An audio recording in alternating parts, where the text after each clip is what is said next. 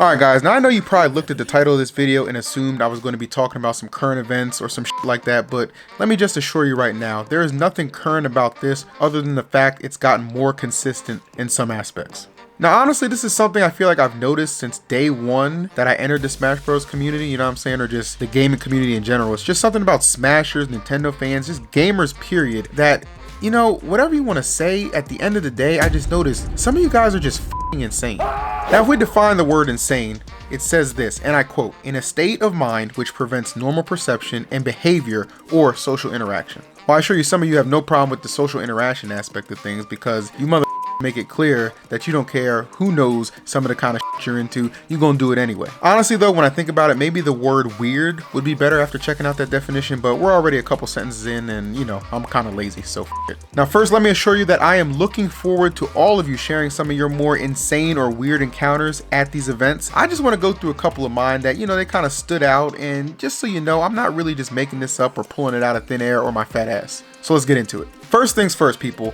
When the hell did hentai hoodies become so popular? I thought like the in thing now is a lot of smashers just rocking the spiff jacket, you know, paired with a pair of sweatpants that may or may not have been washed before you packed them up for the event. But this is just taking it to another level. Now, honestly, before this virus stuff really picked up, it's something I noticed more and more at events. Like it became more of a consistent thing. I'd see people walking around with those, I don't really know how you pronounce it, the agayo or agayo, get that shit the f out of here, nerd, okay? What the hell is wrong with you people wearing that stuff in public? And honestly, to me, it's not even so much the fact of what's illustrated on the hoodie, it's where I see it at. Like, this is a venue, a gaming venue. You got kids around, parents, onlookers, some very frightened and confused looking hotel staff. Like, what is the point of this? This is one of those fits that you want to save for the after hours meeting at an anime con, because that's where you're going to get the most value out of it, if you ask me. Now, I know you might be quick to rebuttal with something like, but what about furries? You know what I'm saying? They show up to events sometimes in whole fursuits. What about them? And you know what? That's true. But let me tell you something. They aren't wearing shirts with their furry friends getting bent over. So we're going to stop the discussion right there.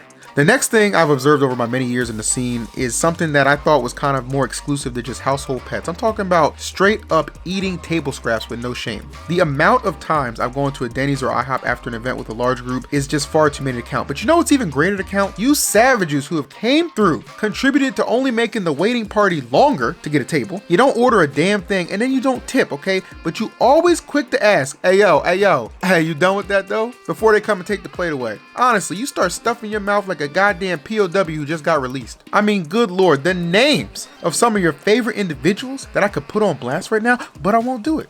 You know why I won't do it? Because unlike them, I have manners, okay? But honestly, next time, just stay your ass at the venue. You probably sleep in there anyway. Speaking of which, now it's no secret that I've been around a long time, okay? Since like 2006, 2007, something like that. So I have no shame in telling you that when it came to going to all these events back in the day, listen, I shared rooms with between like 8 to 10 people. And yes, I'll let you know right now, it was nasty. It smelled like ass, smelled terrible. And yeah, I had to wake some people up sometimes when I needed to use the bathtub for a shower, okay? Multiple occasions, in fact, because honestly, that was probably one of the best places to sleep if you didn't get a bed spot. Back then, we called that grinding, okay? Now that's something a lot of you new folks don't really understand because you just want everything handed to your ass on a silver platter and all this other stuff, but I'm gonna say that's a topic for another video. Now, all in all, while it wasn't a pleasant experience doing things like that back in the day, I must say I felt a little bit more sense of pride knowing that I never resorted to sleeping in one of like the 24-hour venues or what have you. And before you say something like, oh my god, don't pour shame, or maybe they didn't have money for a hotel room, that's fine, but stay your ass home if that's the case. Because look, at home, listen, you got access to food, okay? I know for a fact you got a shower in there somewhere, okay? And I have to imagine that your sleeping conditions and arrangements have to be better than lining up several chairs from setups and laying your head on one of them. Do you know how many asses have been on that chair throughout the day? Now think about that before you decide to sleep in a venue overnight sometime. All right, another big thing for me is I've noticed that passion, it's something that's often mistaken in the community for something like of an insane or weird nature, but that's not always the case. Let's take EVO 2013 for example. Melee had made an insane push to get that title featured on the grand stage that year, right? And they finally succeeded, okay? It was really impressive just to see how the community banded together. But then Nintendo actually attempted to shut it down. You know, some of the powers that be, I'm talking about no stream, no tournament, no nothing. Now, what happened from this is it actually led to a huge influx in calls, okay? Any numbers that were associated with Nintendo, they were getting hit up, emails were being sent in record numbers, and a huge social media outcry eventually worked. They straight up heard us, they listened, and honestly, since then, EVO has had many memorable Smash events, and I just thought that was a great way to show like what happens when the community really bands together. tournament. But you know what's not passionate? You know what's not a case of banding together for a good cause? Expecting every single time that Nintendo does a live stream of some effect that they're gonna announce a new fucking Smash Brothers character. I mean, I'm telling you guys, and I'm sure you've all noticed it. Hell, I'm sure some of you are a part of this problem, okay? It doesn't matter if they explicitly say beforehand there will be no Smash news, there will be no character reveal, or hey, we're doing a whole show dedicated to indie games. Oh, or better yet, it's a freaking ARMS tournament. No, the same aggressive and rude comments still flood through that Twitch chat and those YouTube comment sections, and even sometimes they trickle into Reddit as well. It's just baffling at this point. Now, I'm gonna just let you know right now, we have been blessed with the characters that we have received over the years, okay? I'm not just talking about Ultimate, I'm talking about in general, okay? Despite the fact, obviously, all the characters in Ultimate, my point still stands. At this point, we ain't getting Sora, we ain't getting Dante, we ain't getting Master Chief, or anyone else that's gonna spark your gaming boner. So just relax and accept the fact that it is what it is, and it'll come when it comes. Except in the bedroom. Sometimes she takes forever.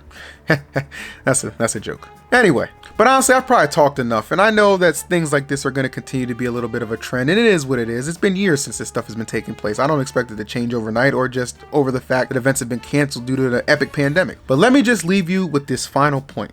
A lot of events are on the West Coast. What's legal on the West Coast? Marijuana. Nothing wrong with that. If you smoke, baby. I support it, okay? I'm a fan of Snoop too. You ain't got to apologize for that. But let me assure you, smoking is really not the great icebreaker that you might think it is. The amount of times I've been asked by someone I just met, "Ayo, EE, you trying to smoke with us later? We about to roll up," is honestly hilarious. And it's not because I don't appreciate the act of hominess. Trust me, I do. But dog, you don't even know me, and I don't know you, obviously. So why do you want to share some grass with somebody you just met? Are you really trying to be sharing and passing that thing around one night and then waking up the next morning with herpy lip? I know I sure ain't. So to be blunt about the blunt, it's gonna be a no from me, dog.